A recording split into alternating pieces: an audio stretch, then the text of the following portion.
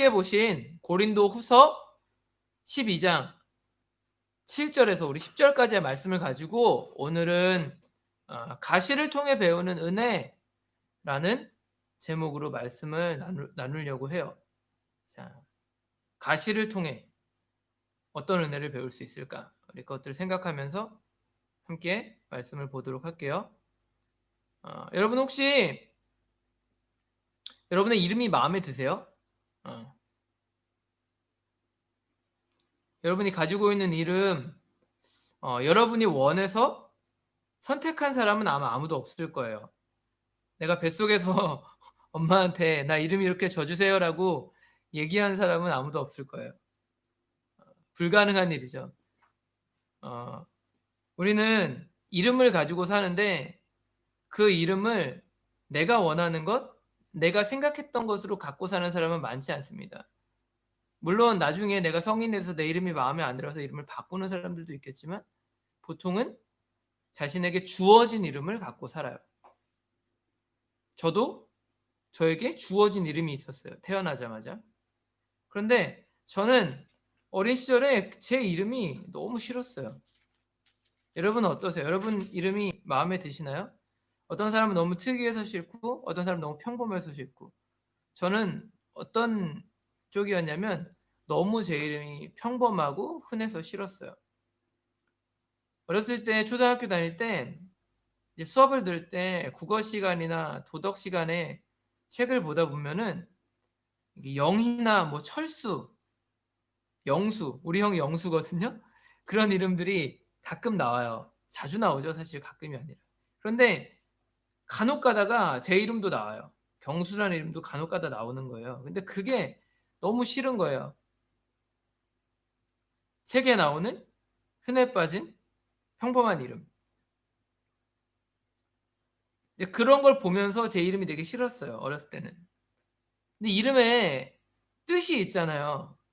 한국은 보통은 한글로도 이름을 짓지만 한자 의미를 가지고 이름을 지어요. 그런데 그 뜻도 제가 너무 싫었던 거예요. 한자를 알게 된 이후부터. 제 한자 이름 뜻이 뭐냐면은 경자는 빛날 경자예요. 그리고 숫자는 닦을수. 그럼 합치면 뭐죠? 빛나게 닦는다. 근데 어렸을 때 이 이름의 뜻을 알고 난 이후부터 자꾸 제 머릿속에 떠오르는 이미지가 있는데 그게 뭐였냐면 청소부인 거예요. 청소부. 물론 청소부가 나쁜 직업은 아니죠. 그러나 꿈 많은 초딩이 어, 이렇게 되고 싶어하는 꿈으로는 또 적합하지 않은 그런 면들이 있어요. 보통 그때 뭐 어렸을 때 우리 대통령 꿈꾸죠? 혹은 뭐 의사, 판사 뭐 이런 거 꿈꾸잖아요. 그리고 남자들은 보통 어떤 꿈 꿔요? 운동선수, 축구선수, 농구선수 이런 거 꿈꾸죠. 그런 꿈을 꾸는데 제 이름을 생각할 때마다 청소부가 떠오르는 거예요. 그게 그래서 너무 싫었어요. 그래서 여러분과 같이 청소년 시절에는 누가 제 이름을 부르는 걸 싫었어요. 저한테 경수야라고 부르면 그게 너무 싫었어요. 그게 되게 어색하고 어쩔 때는 불편했어요. 그런데 성인이 된 이후에, 제가 어른이 된 이후에 우연치 않은 기회로 제 이름에 대한 생각을 바꿀 수 있는 기회가 이렇게 주어져요. 제가 정확하게 기억은 나지 않는데 아마 교회와 관련된 어떤 모임이었던 것 같아요.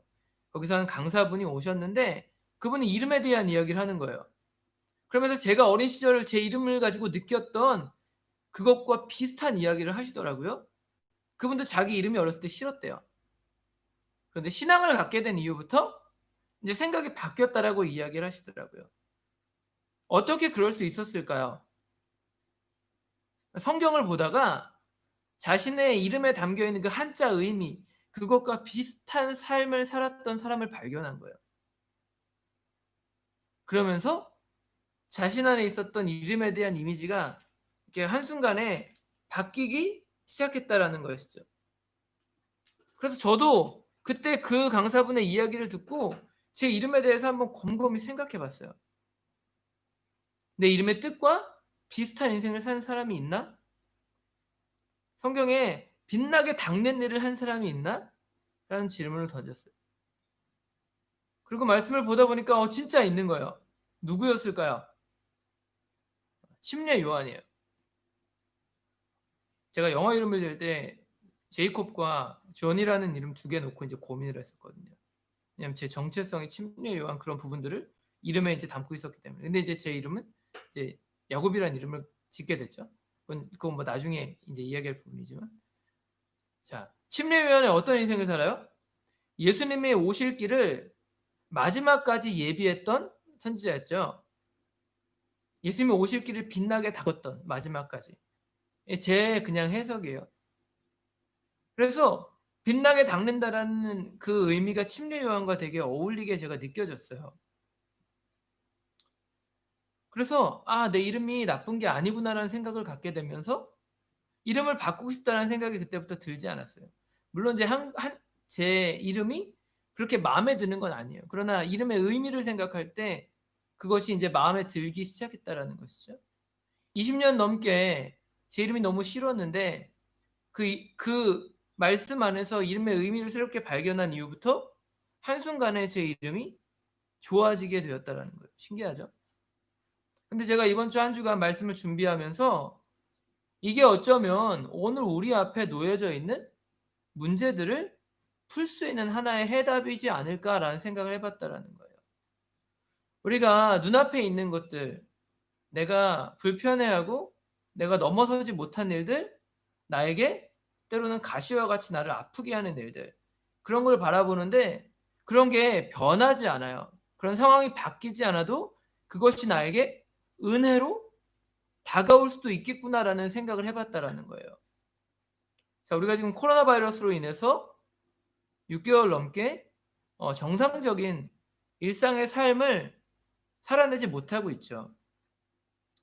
그래서 우리가 때로는 우리의 삶에 많은 결핍들, 부족함을 느낄 거예요. 그런데 오늘 성경은요, 이 부족함을 통해서도 은혜를 경험할 수 있다라고 말하는 거예요. 무언가 딱 잘 갖춰져야지만 은혜를 받고 무언가 딱 갖춰져야지만 그때 내 인생이 행복하고 즐거운 것만은 아니다라는 걸 이야기하는 거예요. 오히려 그 갖춰진 것들, 그것들로 인해서 내 인생이 감사하지 못할 수도 있다라는 것이죠. 반대로 내가 갖고 있는 부족함을 통해서 내가 그동안 누렸던 은혜가 얼마나 큰 것인지를 또 깨달을 수도 있다라는 거예요. 한 가지 예를 들어볼까요? 제가 군대에 있을 때 이제 처음에 이제 부대 입대해서 훈련소에서 옷을 받고 첫 식사를 하는데 이제 국을 한 입을 딱 떠서 먹었는데 토할 뻔했어요. 너무 맛이 없어가지고. 근데 그 순간 뭐가 떠올랐는 줄 알아요? 내가 군대에 들어오기 전에 어머니랑 아버지랑 이제 저 데려다 주셨으니까 부대 앞에서 먹었던 아침 식사가 떠올랐어요. 그때 군대 가는 게 너무 싫어서 속이 별로 좋지 않아서 내가 밥을 많이 안 먹었거든요. 근데 그 순간 어떤 생각이 떠올라요? 그때 밥 많이 먹을 걸. 그리고 군대에서 밥을 먹을 때마다 우리 엄마가 나에게 해줬던 음식이 참 맛있었지. 어머니에 대한, 가족에 대한 감사한 마음을 갖게 되는 거죠. 언제요? 내가 부족할 때. 세상적인 관점에서 볼 때 부족함은 그냥 부족함이에요. 제 이름이 그냥 촌스러운 흔해 빠진 이름이에요. 그러나 하나님의 관점에서 볼 때에는 달라질 수 있는 거예요. 우리가 관점을 조금만 바꿔도 그것이 우리에게 은혜가 되고 감사할 제목이 될 수 있다는 것이죠. 그래서 우리가 오늘 문제 앞에 있을 때, 어려운 자리 가운데 있을 때 무엇을 해야 된다고요? 그 문제들을 하나님의 눈으로 봐야 된다는 거예요. 하나님의 마음으로 그것들을 해석해내야 된다는 거죠. 그래야지만 오늘 내 앞에 있는 어려운 상황들을 우리가 능히 이겨낼 수 있는, 또 그 속에서 하나님이 주신 은혜가 무엇인지를 묵상하며 우리가 감사하며 살 수 있는 그러한 기쁨의 자리로 나아갈 수 있게 된다는 거예요. 오늘 우리가 함께 본 사도 바울이라는 이 한 사람의 인생 우리가 한번 생각해 볼게요. 사도 바울. 신약 성경의 절반 가까이를 기록했어요. 히브리서까지 만약에 바울이 기록했다라고 본다면 신약 성경의 14권을 바울이 기록한 거예요. 작게는 13권. 그리고 그 속에서 바울의 삶에 무수하게 많이 맺었던 열매들이 다 기록되어 있죠. 그 중에 한 가지에 오늘 이 우리가 함께 읽었던 고린도후서 12장 전반부에 나오는 바울이 경험한 어떤 영적인 놀라운 체험들, 소위 삼천층이라고 불리는 천국에 다녀올 정도로 그런 깊은 영적 체험을 했던 사람이 사도 바울이에요. 성경에 예수님을 제외한다고 보면은 바울과 견줄 만한 사람이 없을 정도로 정말 위대한 인생을 살았던 사람이 이 사도 바울이라는 거죠. 그런데 그 바울에게 부족한 게 있는 거예요. 그게 뭐예요? 오늘 성경은 육체의 가시라고 말하고 있죠. 육체의 가시. 이게 뭘까요? 학자들이 바울이 그 당시에 특별한 질병을 갖고 있었을 것이다 라고 이야기해요. 어떤 사람들은 이게 간질이라고 말해요. 간질은 뭐죠? 갑자기 발작이 일어나서 막 쓰러지는 그런 질병. 또 어떤 사람들은 눈이 좋지 않은, 눈이 잘 보이지 않는 안질이 있었을 것이다 라고 이야기해요.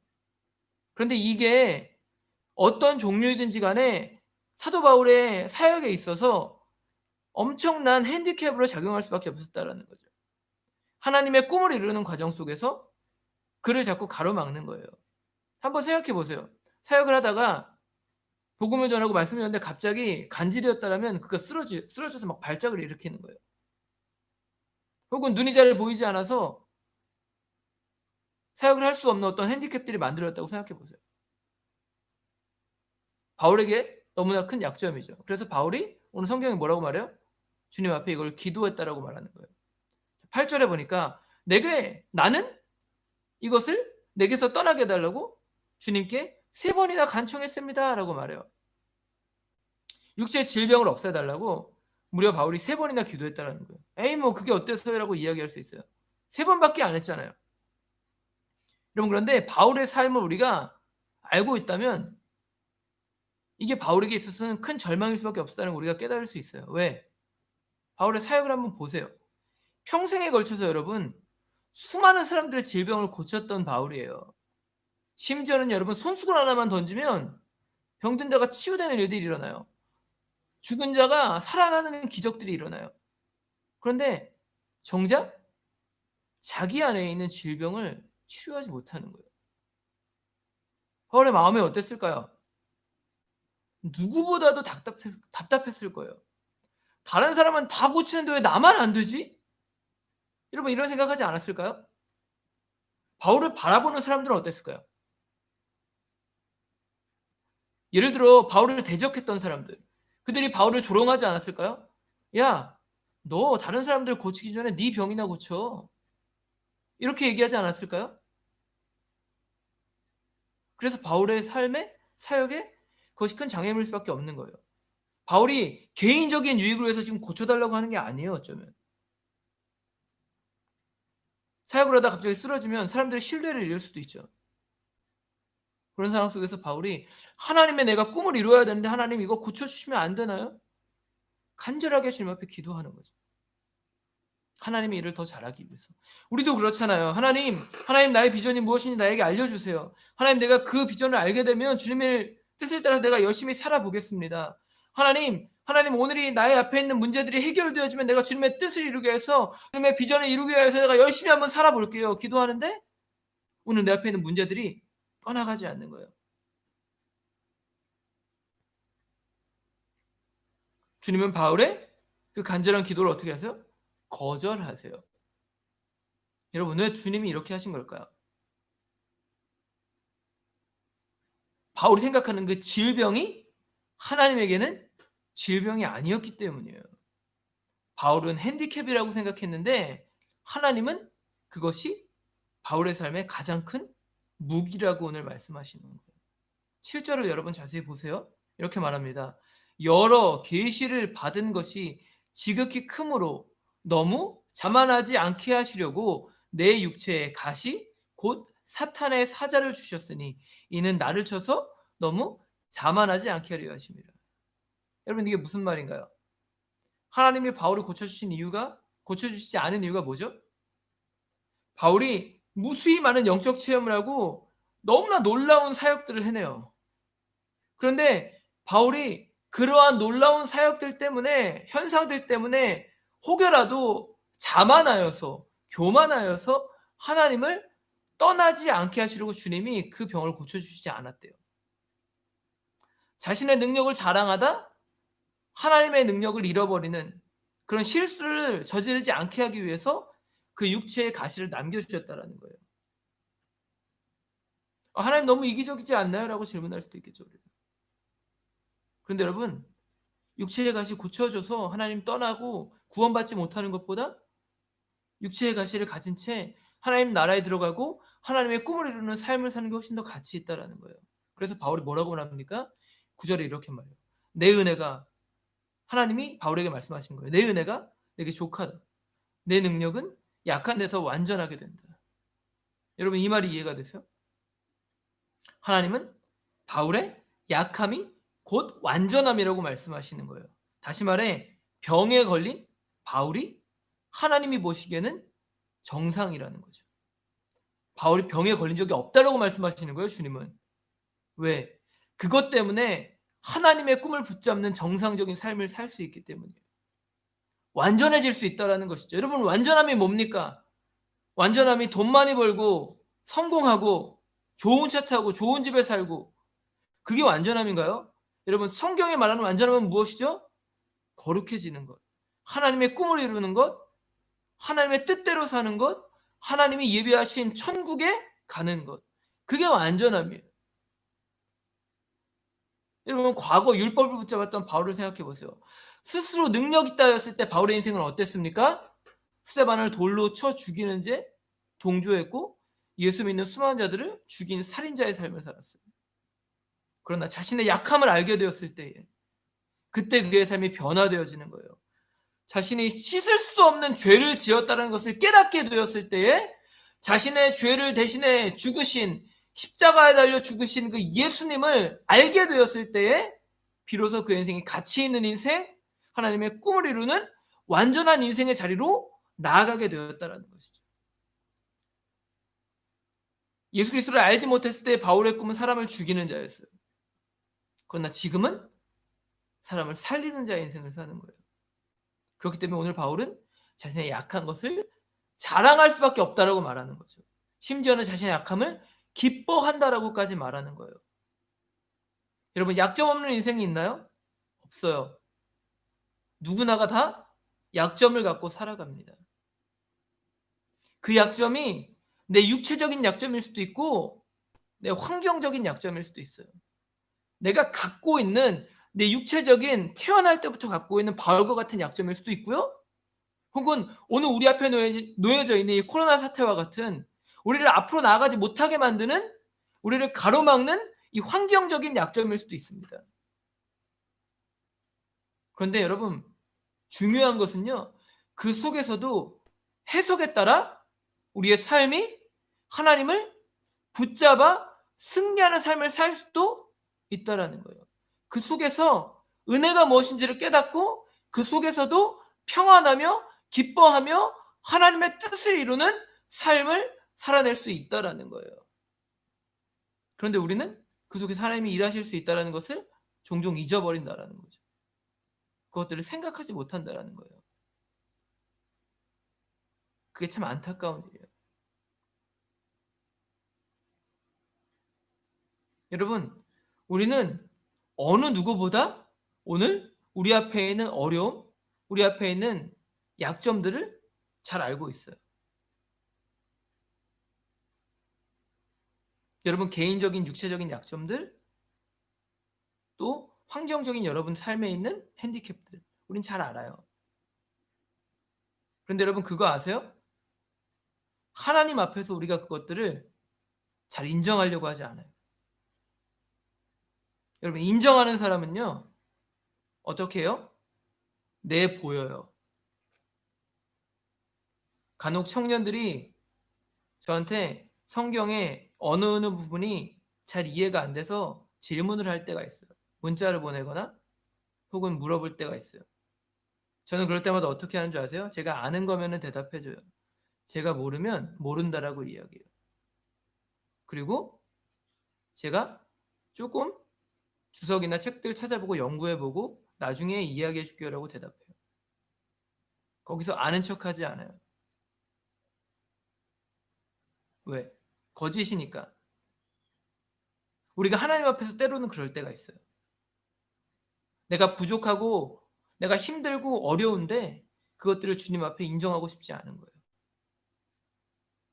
왜? 왜 숨기려고 할까요? 부끄럽고 자존심 상하기 때문에. 그런데 그 부끄러움과 자존심을 하나님 앞에서 부릴 때가 참 많다라는 거예요. 그런데 오늘 주님 뭐라고 말씀하세요?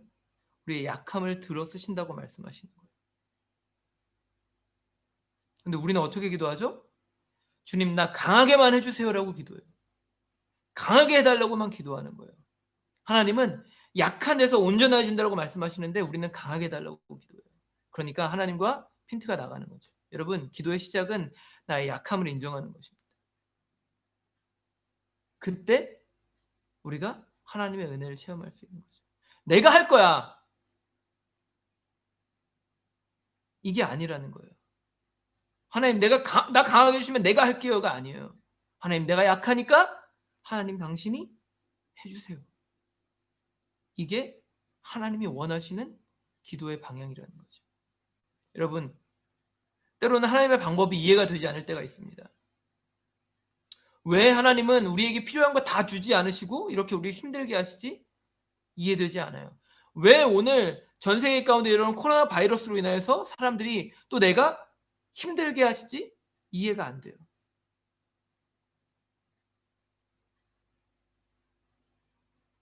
그런데 여러분 그 이해 안 되는 상황 속에서 하나님 앞에 하나님 왜 이렇게 하셨어요? 라고 질문하기보다 하나님 내가 힘들고 어렵습니다. 나는 약합니다. 주님 나를 불쌍히 여겨주세요. 라고 기도해 보세요. 그러면 내가 일하려 하지 않아도 하나님이 나를 통해서 일하실 거예요. 여러분 이게 성경에서 말하는 겸손입니다. 오늘 바울의 가시를 통해서 우리가 발견해야 할 은혜가 무엇인지를 여러분 곰곰이 한번 생각해 보세요. 하나님이 나의 약함을 통해 어떻게 일하실까라는 마음을 한번 가지고 기대함으로 여러분 내일의 삶을 살아보세요.